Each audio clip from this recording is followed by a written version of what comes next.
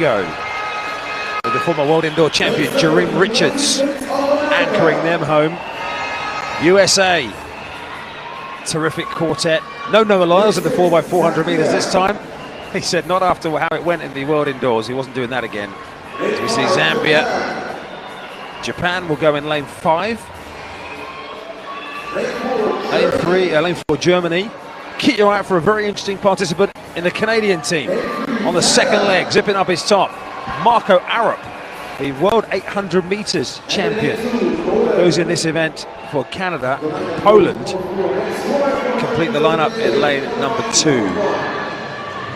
Just to update you, by the way, Brazil, who were one of our trailing finishes in the last race, they were actually officially disqualified, just for completeness. Marco Arop, just before we get on to the USA, I was looking up his relay performances for Canada, and I think someone said it the last time he competed for Canada in a relay was at the World Junior Championships. He's hardly run a 400 meters, let alone taken part in a relay. 2017 Pan American Juniors was the last time that Marco Arop ran 4x4 for Canada. But I think you need speed for the 800 meters as well. So if you can do a little bit more speed and no blocks, I think it's a little bit easier than with the blocks. And how would this fit into an 800 meters runners training at this time of year? Bashing out a couple of 400s. Yeah, I think it's good. I think it's good for your speed, and if you can play around with your 800 meters with the speed, it's perfect for your 800 meters as well. But I think he will be running a good race as well. USA have Ja'Cory Patterson, Christopher Bailey, Champion Allison and Bryce Deadman in their lineup. See Japan there. A couple of Satos, Nishi and Kawabata. Japan are the World Relay silver medalists from the last staging in Silesia in 2021. Champion Allison, who will run on the third leg for USA, was their anchor in Oregon in the World Championships. Bryce Deadman, part of their World Championship quartet as well, and their Olympic quartet. Beaten by Belgium, of course, the USA in the World Indoors. Alexander Doom bringing Belgium home. I'll tell you, by the way, in the next heat that Alexander Doom is on the anchor leg for Belgium in heat number 2 as well. Trinidad and Tobago. Well, they've got their, again, bookending their experience there. Asa Guevara on the first leg and Jareem Richards on the last. Two athletes who have been part of successful Trinidad and Tobago squads down the years as well. Mention for Zambia too, by the way. We just see their athletes in the background. Zambia, they have the African champion, Muzala Samukonga, on their final leg to Zambia in lane number 6. Of course, when we're talking about Canada, there's Marco Arop in the second leg position. The other athlete they've got lining up in their team, who he'll be handing on to, is Christopher Morales-Williams, who you might remember ran what would have been a world record indoors over 400 meters over the winter, but it was not legally ratified because of some issues with the starting blocks. So Christopher Morales-Williams is a name that propelled into people's consciousness. The teenager, when he ran 44.49, he'll get the battle from the world 800 meter champion Marco Arop. So lots of big names in this one. Trinidad and Tobago on the outside, Asa Guevara leading them out. Ja'Cory Patterson for the USA, a really useful squad they've got here. Zambia with the African champion Samukonga on the final leg. Japan, Kentaro Sato will lead them out, the silver medalist in the last staging of this event. Germany have Manuel Sanders on the first leg. Jalen White for Canada, he'll be handing the baton to Marco Arop. And Igor Bogashinsky leads off the Polish team on the inside in lane 2.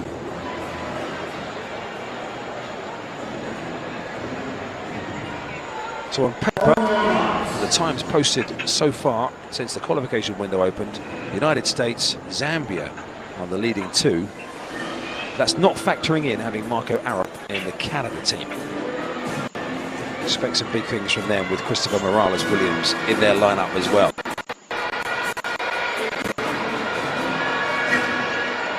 The first heat of the men's 4x400 meters, with the first 2 automatically qualifying for the Olympic Games. So away we go. Asa Guevara right on the outside of Trinidad and Tobago will have experience of running in lane 8. To say a very seasoned relay runner. It's not a problem for him to be out in lane 8. Canada have started strongly with Jalen White just at the bottom of your picture, trying to close on Manuel Sanders in the gold colours of Germany. Relatively even through the first 200 metres, save for Trinidad and Tobago, probably by a stride or two. Japan right in the middle are running strongly as well with Kentaro Sato. USA with Jacori Patterson also coming on strong down the home straight. A well-judged leg from Patterson of the USA as Trinidad and Tobago and Guevara start to tie up. USA and Japan. Canada also fading in towards the second half of the leg as Marco Arop gets the baton in his hand, the world 800 metres champion, and gets those arms pumping. But it's Japan, Germany and the USA. I didn't expect Germany because they had a really good handover. That's why they are in the mix, so that's perfect. So as they head down the back, it's Japan by a metre or so at the moment. Nishi just ahead of the second leg German runner, Jean-Paul Bredow. Now the USA with Christopher Bailey just easing through the gears, almost toying with the field, Chris Bailey. And coming around the outside, Marco Arop now is closing on Zambia. Takali Kakene is coming under pressure for the world 800 metre champion. He's using that 800 metre strength down the home straight, but Canada have got plenty to do. USA handing on onto the third leg. Champion Allison has the baton for them. Mark Koch takes the baton for Germany, and it's Fuga Sato for Japan. Can Canada get themselves back in it with Christopher Morales-Williams? Japan is coming, but there's a big gap between Germany and Canada. Trinidad and Tobago are the ones at the back of the field who are going past a couple as well. They're just closing up towards the back of the field, but these three at the moment have got a 10-metre gap or so on Canada in fourth position. USA swing round into the home straight. Champion Allison will hand on to Bryce Deadman for the final leg. Japan have Kaito Kawabata on the final leg. Germany just tying up there. Mark Koch struggling as he hands on to Emil Adjikum. And Canada trying to get themselves back into the mix with Miles Meisner-Davy. But it's USA with a good advantage at the moment ahead of Japan. With Deadman down the back extending away. They're just closing up on Japan now all of a sudden. Germany and Canada have got that second Olympic ticket in their sights at the moment. USA are not completely home and away, but I'm sure Bryce Deadman has got something up his sleeve. Japan though rallying. Germany challenging as well. Canada starting to fade out of it. USA, Deadman on the accelerator. Japan are coming. Germany are charging with Adjikum. Time's going to run out for them. It doesn't for the USA. USA, Japan on their way to the Olympics. Germany so near, but yet so far.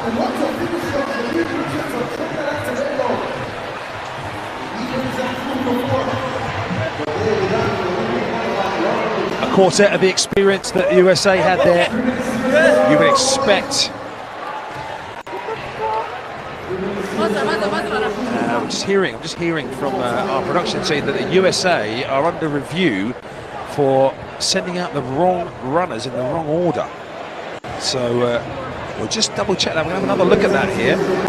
The order that we have on our paper here, that's the official start list, is Patterson, Bailey, Allison and Deadman.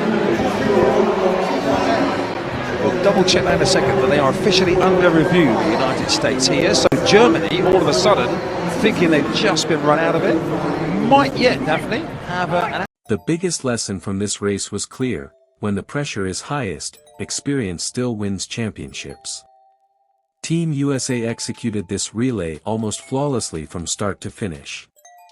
Jacori Patterson delivered a controlled opening leg, Christopher Bailey smoothly moved the Americans into a commanding position, and Bryce Deadman slammed the doors shut when it mattered most. Even without Noah Lyles in the lineup, the United States showcased something few nations can match: incredible depth across every leg of the relay. What stood out most wasn't just their speed. It was their composure. Every baton exchange was clean, every move was calculated, and when the race entered the decisive final 200 meters, the Americans found another level that nobody else could reach. But Japan deserves enormous credit for what might be one of the most underrated performances of the entire meet.